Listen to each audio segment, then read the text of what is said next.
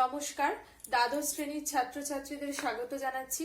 আমি আজকে তোমাদের এই ভিডিওতে তোমাদের যে প্রবন্ধ রচনা অংশটি রয়েছে সেই নিয়ে আলোচনা করব। তোমাদের 10 নম্বর প্রবন্ধতে রয়েছে, যেখানে 4 রকমের প্রবন্ধর কথা আমি তোমাদের অনলাইন একটা ক্লাস নিয়েছিলাম আগে, তোমাদের পরীক্ষার আগে। সেখানে আমি বলেছিলাম যে তোমাদের 4 রকমের প্রবন্ধ অপশন হিসেবে থাকবে। তোমাদের যে কোনো একটি প্রবন্ধ বা একটি ধরনের প্রবন্ধ লিখতে হবে, যে কোনো, সেটা তোমাদের পছন্দ মতন যেটা তোমরা পছন্দ করবে সেটাই তোমরা লিখবে। তো এর আগে আমি তোমাদের 2 রকমের প্রবন্ধ করিয়েছিলাম। একটা হচ্ছে জীবনীমূলক, যেখানে আমরা কোনো একজন বিখ্যাত ব্যক্তিত্বর জীবনী দিয়ে দিয়েছিলাম, জন্ম, তারপরে তার শিক্ষা জীবন, কর্মজীবন, সাহিত্য, যদি তিনি সাহিত্যিক হন তাহলে তার সাহিত্য রচনা, যদি তিনি চলচ্চিত্রকার হন তাহলে তার চলচ্চিত্রের কি কি চলচ্চিত্র তিনি তৈরি করেছিলেন, তার বিশেষ কোনো কীর্তি রয়েছে কিনা, তার বইয়ের নাম, তার মৃত্যু, এভাবে একটা জীবনীমূলক একটা প্রবন্ধ রচনা, যেখানে কিছু তথ্য এবং সূত্র দিয়ে দেওয়া হয়। সেই তথ্যসূত্র অবলম্বন করেই কি করতে হচ্ছে, কি বলে, প্রবন্ধ রচনা করতে হয়। তাই 1 নম্বর হচ্ছে কি, তথ্য ও সূত্র অবলম্বনে প্রবন্ধ রচনা, যেটা আমরা আগে করিয়ে দিয়েছি, যেটা তোমরা পরীক্ষাও দিয়েছো, এটা একটা। দ্বিতীয় হচ্ছে কি, যেটা আমরা করিয়ে দিয়েছিলাম, সেটা হচ্ছে একটা মূল বিষয়, যেটা বক্স, একটা মানে মানস মানচিত্র অবলম্বনে প্রবন্ধ, মানস মানচিত্র অবলম্বনে প্রবন্ধ রচনা।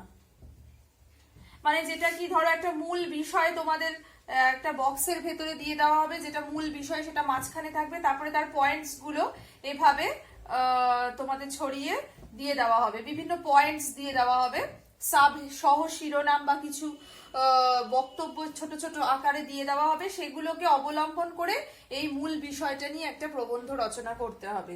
ঠিক আছে, এইটা আমি তোমাদের এই দুটো ধরনের প্রবন্ধ আমি তোমাদের করিয়ে দিয়েছিলাম, এবং একটি করে উদাহরণও আমি তোমাদের প্রবন্ধ পিডিএফ দিয়ে দিয়েছিলাম। এরপর যেটা করব, আজকে আমরা বাকি 2 রকমের প্রবন্ধ আমরা আজকে করব। ঠিক আছে, সেখানে প্রথম যেটা রয়েছে সেটা হচ্ছে কি, যুক্তিতর্কমূলক প্রবন্ধ রচনা, অর্থাৎ প্রতিপক্ষের যুক্তির অসারতা প্রমাণ করে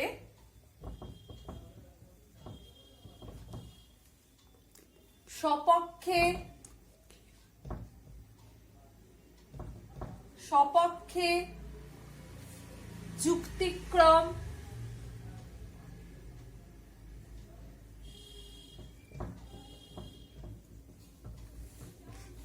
বিন্যাস করে প্রবন্ধ। ঠিক আছে, এক্ষেত্রে এটা আর কি একটা বিতর্কমূলক একটা প্রবন্ধ, মানে তোমাদের পরীক্ষার হলে দেখবে ঠিক এইরকম ভাবে লিখে দেওয়া থাকবে, 3-4টি প্রবন্ধ থাকবে, 4 রকমের হেডিং থাকবে, এবং তার ভিতরে প্রবন্ধর কোন বিষয় সেগুলো দিয়ে দেওয়া হবে, তোমাদের সেটা অবলম্বনে প্রবন্ধ রচনা করতে হবে।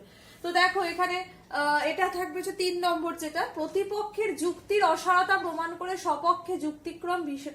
প্রতিপক্ষ মানে হচ্ছে, ধরে রাখো যিনি পরীক্ষক, যিনি কোয়েশ্চেন সেটার, মানে যিনি পরীক্ষার প্রশ্নপত্র তৈরি করেছেন, তিনি হচ্ছেন তোমার প্রতিপক্ষ, এবং তুমি এক পক্ষে রয়েছো, তিনি আরেক পক্ষে রয়েছেন।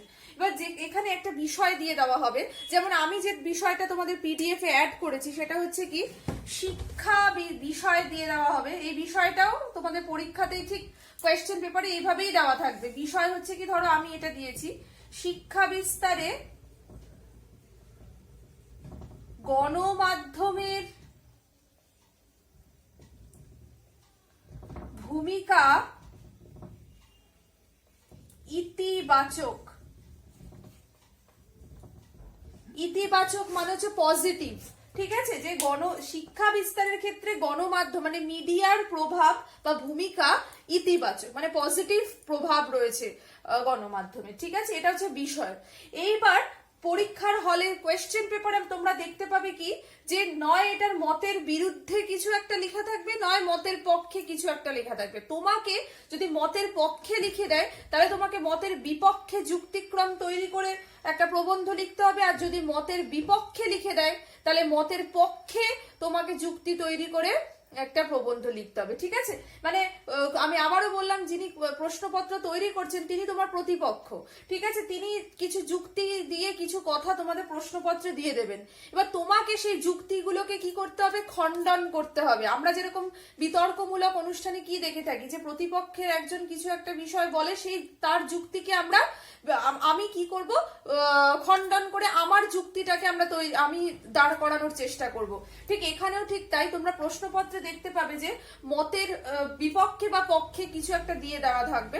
ধরো শিক্ষা বিস্তারে গণমাধ্যমের ভূমিকা ইতিবাচক, আমি যেটা দিয়েছি সেখানে আমার প্রশ্নপত্রে যেটা আমি দিয়েছি সেটা থাকবে হচ্ছে কি যে মতের বিপক্ষে কিছু একটা বলে দিচ্ছে। ঠিক আছে, কোনো যুক্তিক্রম সেখানে মতের বিপক্ষে যে যুক্তিগুলো আমি তোমাদের দিয়েছি যে একবিংশ শতাব্দীর সমগ্র বিশ্ব যেখানে গণমাধ্যমগুলোর নাম দিয়েছি প্রভাবিত, সেখানে শিক্ষা ব্যবস্থা গণমাধ্যমের দ্বারা প্রভাবিত হবেই।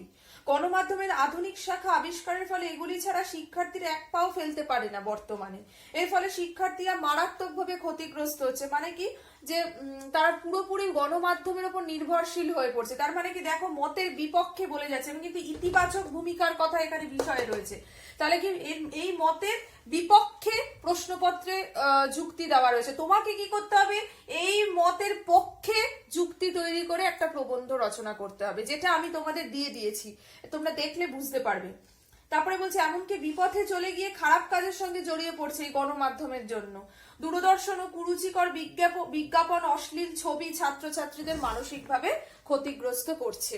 তো তাহলে এইখানে বুঝতেই পারছো যে এখানে ইতিবাচক দিকগুলো না বলে কি করা হচ্ছে, নেতিবাচক দিকগুলো মতের বিপক্ষে হিসেবে দেওয়া রয়েছে। তাহলে তোমাকে এবার কি করতে হবে, তোমার প্রতিপক্ষ যে যুক্তিগুলো দিয়েছে সেই যুক্তিগুলোকে কি করতে হবে, খণ্ডন করে এই মতের পক্ষে তোমাকে একটা প্রবন্ধ রচনা করতে হবে। এরকম যে কোনো বিষয় দেওয়া হতে পারে। ধরো মোবাইল ফোনের ব্যবহার নিয়ে একটা প্রবন্ধ, সেখানে মতের বিপক্ষে যে মোবাইল ফোনের খারাপ দিকগুলো হয়তো প্রশ্নে দিয়ে দেওয়া হলো, তোমাদেরকে কি করতে হবে, মোবাইল ফোনের ভালো দিকগুলো নিয়ে একটা প্রবন্ধ রচনা করতে হবে। এক্ষেত্রে সব থেকে গুরুত্বপূর্ণ কথা, যেটাই চারটে প্রবন্ধের মধ্যে যেটাই তোমরা লেখো না কেন, দয়া করে অনুচ্ছেদ বিভাজন করবে এবং সাব হেডিং মানে সহ শিরোনাম দেবে। যদি সহ শিরোনাম নাও দাও, অনুচ্ছেদ মানে ভূমিকা, তারপরে পরবর্তী এক একটা বিষয় নিয়ে এক একটা অনুচ্ছেদ ভাগ করে মানে প্যারাগ্রাফ ভাগ করে তোমরা কিন্তু লিখবে। একটা প্যারাগ্রাফে, এটা এসে কখনো একটা প্যারাগ্রাফে কিন্তু লেখা হয় না। ঠিক আছে, আশা করি তোমরা এই প্রবন্ধটা বুঝতে পেরেছো যে এখানে প্রতিটা যুক্তির মতের বিপক্ষে যা যা যুক্তি প্রশ্নপত্রে দেওয়া থাকবে তোমাদের সেগুলোকে খণ্ডন করে যে মোবাইল শিক্ষা বিস্তারে গণমাধ্যমের ভূমিকা যে ইতিবাচক যে পজিটিভ দিকগুলো রয়েছে সেগুলো তোমাকে এক একটা পয়েন্ট দিয়ে দিয়ে তুলে ধরতে হবে। ঠিক আছে, এরকম যেই বিষয়েই দেবে না কেন, আমি এটা করিয়ে দিয়েছি মানে এটাই পরীক্ষা আসবে তা কিন্তু নয়। এরকম ধরনেরই আসলে তোমাদের এভাবেই কিন্তু লিখতে হবে। ঠিক আছে, এটা হয়ে গেল হচ্ছে একটা প্রবন্ধ। এরপরে আমরা দেব হচ্ছে আরেকটা প্রবন্ধ।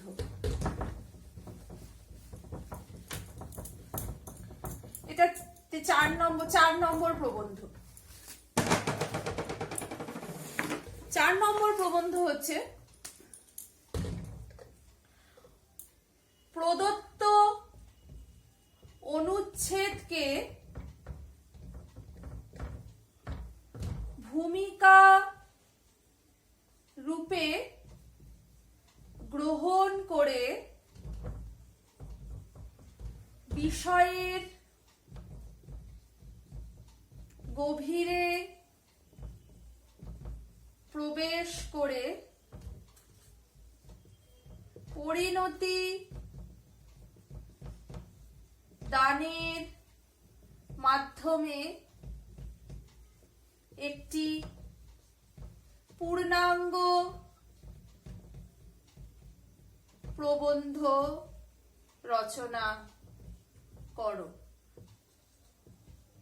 ঠিক আছে, এটা হচ্ছে 4th প্রবন্ধটার বিষয়টা। ঠিক প্রশ্নপত্রে এরকমই দেখতে পাবে, কি বলছে যে প্রদত্ত অনুচ্ছেদকে একটা অনুচ্ছেদ দিয়ে দেওয়া হবে, একটা প্যারাগ্রাফ তুলে দেওয়া হবে তোমাদের, সেই দেওয়া অনুচ্ছেদকে ভূমিকা রূপে গ্রহণ করে, মানে কি যে এটা হচ্ছে একটা এসে রাইটিং এর ভূমিকা, ঠিক আছে, ইন্ট্রোডাকশন হিসেবে সেটাকে গ্রহণ করতে হবে, সেটাকে খুব ভালো করে পড়তে হবে, সেটার মূল বক্তব্যটা বুঝতে চেষ্টা করতে হবে যে এই প্রবন্ধে মানে এই প্যারাগ্রাফের মধ্যে দিয়ে কি বলতে চাওয়া হয়েছে, এবং সেই প্যারাগ্রাফটাকে ভূমিকা হিসেবে ধরে নিয়ে তোমাকে বাকি আলোচনাটা তোমাকে একটা প্রবন্ধর আকার দানের মাধ্যমে সেই আলোচনাটাকে এগিয়ে নিয়ে যেতে হবে, ঠিক আছে। তাই বলছে যে প্রদত্ত অনুচ্ছেদকে ভূমিকা রূপে গ্রহণ করে বিষয়ের গভীরে প্রবেশ করে, মানে ওই প্যারাগ্রাফটা খুব ভালো করে পড়ে সেই বিষয়টাকে বোঝার চেষ্টা করতে হবে এবং বিষয়ের গভীরে প্রবেশ করে তাকে পরিণতি দানের মাধ্যমে, মানে কি একটা সম্পূর্ণ প্রবন্ধ রচনা করতে হবে এর মধ্যে দিয়ে, ঠিক আছে। তো আমি তোমাদের কোয়েশ্চেন পেপারে তোমাদের যে পিডিএফ দিয়েছি সেখানে দিয়েছি হচ্ছে স্বদেশ প্রীতি বিষয় হিসেবে, আমি দিয়েছি কি একটা বিষয়টার নামটা আমি তোমাদের দিয়ে দিয়েছি, কিন্তু তোমাদের নিজেদেরকে এই বিষয়টা তোমাদের প্রশ্নপত্রে দেওয়াও থাকতে পারে, আলাদা করে নামকরণ নাও দেওয়া থাকতে পারে, সেক্ষেত্রে ভালো করে পড়ে তোমরা নিজেদের মতন একটা নামকরণ করে নেবে শিরোনাম হিসেবে, ঠিক আছে। শিরোনাম কিন্তু প্রবন্ধে অবশ্যই দিতে হবে, মানে হেডিং, ঠিক আছে। হেডিং না থাকলে কিন্তু কোনোভাবেই নম্বর প্রথমেই কমে যাবে, ঠিক আছে।